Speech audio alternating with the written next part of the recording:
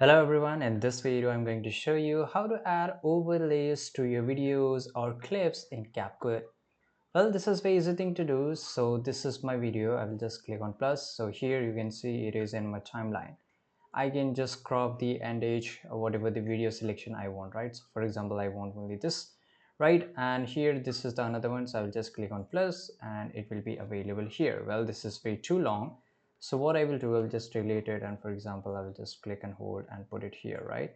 And now here somewhere, if you just get an option to cut out, you can just cut out from here, but this is very easy thing to do. You can just also drag it from here. For example, I will just make it small. I will just drag the end edge to the start.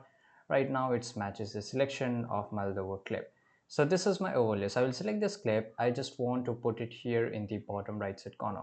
So this is scale. You can use the scale option to do that, and then you can just select this clip through your mouse and you can just put it here, right?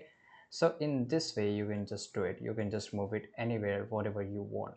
By the way, this is also a thing. You can just also this use another options from the basic tool section here. Whatever options you can want to do it, you can just do it, right? So this is how you can put an overlays. For example, if you want to put a different kind of overlays, for example, it's a video overlay. So what you will do, so let's take, I will just increase the scale of my video, right? And this is a blend option. So if you just click here, I can just reduce the opacity. So as you can see here, both of the videos are intermerged between them. So this is a blend. This is also a useful thing. So for example, I just want to put it more dark way, right? So this is a different ways you can just use to overlay in your video, right? So this is very interesting. You can just test it out, or you have to just play through it. So you will find a different types of blend mode here.